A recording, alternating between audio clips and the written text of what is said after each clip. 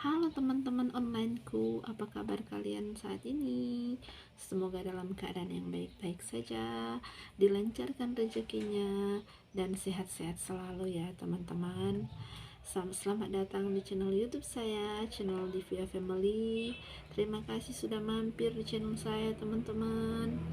Yang baru pertama kali mampir, jangan lupa untuk subscribe, like, and comment, dan jangan lupa untuk ditonton full ya teman-teman. Di video kali ini saya akan berbagi tips awal mula saya pertama kali membuka bisnis sembako ya teman-teman. Itu sebelum saya membuka bisnis sembako, sebelum kita membuka bisnis sembako itu kita harus memikirkan langkah-langkah apa yang harus kita persiapkan terlebih dahulu sebelum kita membuka usaha sembako ini ya. Dan langkah-langkah pertama yang saya lakukan pertama ialah saya menentukan tempat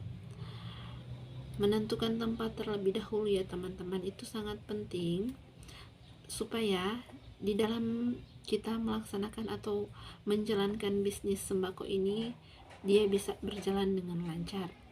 Kalau teman-teman di rumah mungkin rumahnya terletak strategis, ramai, itu boleh ya teman-teman, bisa di samping rumah, teras rumah, atau yang bisa dimanfaatkan lah yang di rumah teman-teman ya. Kalau saya manfaatkan yaitu teras samping rumah saya, kebetulan ada kosong yang bisa saya manfaatkan untuk memulai bisnis saya, makanya saya memilih teras rumah saya. Dan kebetulan juga di daerah rumah saya itu terbilang cukup ramai ya teman-teman, jadi saya memilih rumah saya saja ya, daripada saya mengontrak di tempat lain kan juga butuh biaya ya teman-teman. Makanya teman-teman kalau mungkin punya rumah yang letaknya agak strategis dan mempunyai lahan kosong di depannya atau di sampingnya, itu bisa dimanfaatkan teman-teman untuk bisa dijadikan tempat usaha sembako. Kita nggak perlu cari ya tempat yang mahal untuk kita kontrak ya teman-teman. Yang penting kita punya niat, pasti bisa ya teman-teman. Dan yang kedua yaitu menyiapkan modal.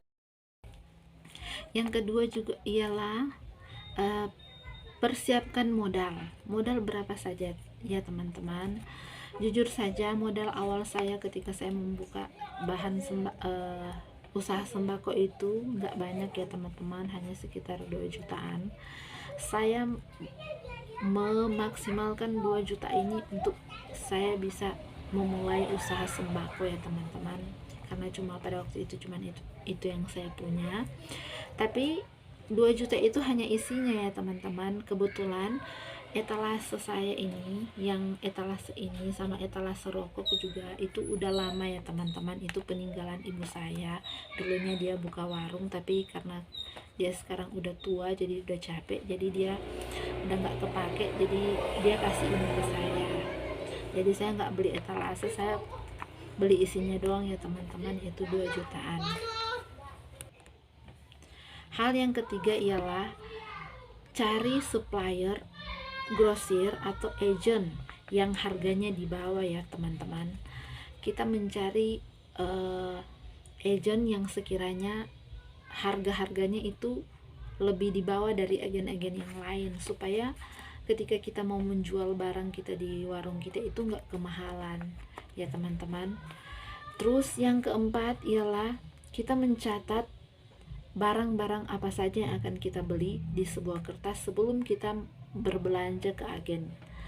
So, sebelum saya pergi ke agen untuk belanja teman-teman, saya sudah mencatat terlebih dahulu, membuat list apa-apa saja yang akan saya beli, sehingga nantinya ketika kita sampai di agen itu kita tidak lupa apa yang akan kita beli nantinya ya teman-teman.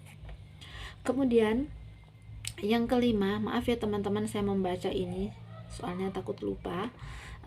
Yang kelima, kita mengatur tata letak barang.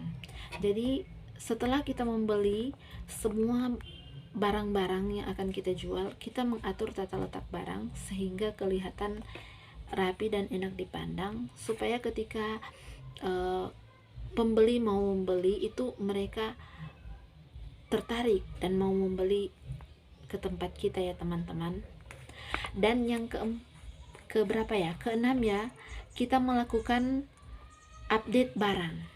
Maksud update barang di sini itu kita mencari tahu apa-apa saja barang yang naik ketika kita berbelanja ke pasar. Karena kan barang bahan itu agak tidak menentu ya teman-teman. Kadangkala dia akan naik, sehingga kita harus mengupdate itu ketika kita berbelanja. Jangan-jangan kita sudah membeli terus kita menjual dengan harga yang sama padahal bahannya sudah naik. Itu akan membuat kita rugi teman-teman. Makanya setiap saya pulang berbelanja dari grosir, saya selalu mencek nota bahan-bahan yang habis saya belanjakan, apakah ada yang naik atau gimana. Jadi ya teman-teman, jangan lupa untuk selalu mengupdate harga ketika kita baru selesai berbelanja di agennya teman-teman. Yang terakhir yaitu kita selalu ramah terhadap pembeli. Maksudnya di sini gimana? Ketika pembeli datang, kita harus melayani dengan sopan, memberikan senyuman, sehingga mereka akan berulang kali untuk datang lagi membeli di tempat kita ya teman-teman. Itu penting sekali, walaupun kita cuma memberikan senyuman, tapi itu akan membuat mereka, wah di warung sana tuh pelayanannya bagus, ramah orangnya. Itu poin penting ya teman-teman.